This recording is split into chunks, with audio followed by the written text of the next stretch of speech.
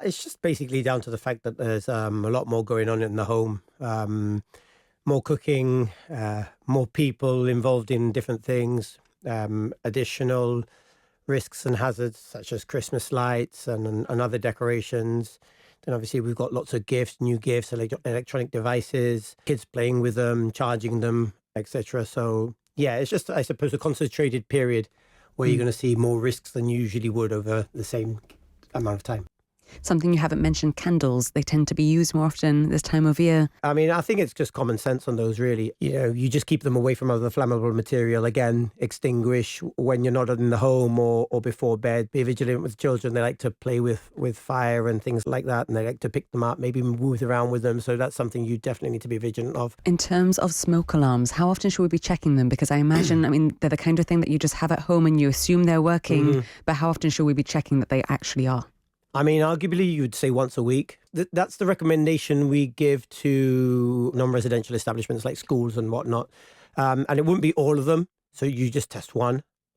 So you test one of them, make sure that it goes off. In the home, especially more modern homes, meeting current standards, those will all be interlinked. So if you press the button on one of them, then they will all sound simultaneously. There's a slight delay, but then they all go off.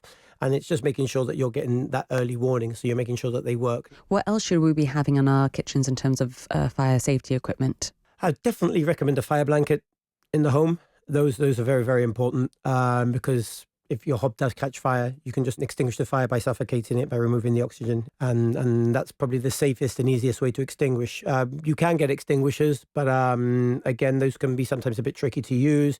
So if a fire does break out, what's the first thing people should try and remember to do? The most important thing is obviously warn everybody in the house, let them know that there's a fire. Try and stay as calm as possible because if you're panicking, then your actions aren't going to be as calculated.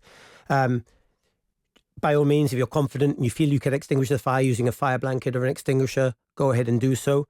Remember, cooking fats, things like that, don't use water because that'll only make matters worse. So like I said, fire blanket is your best option.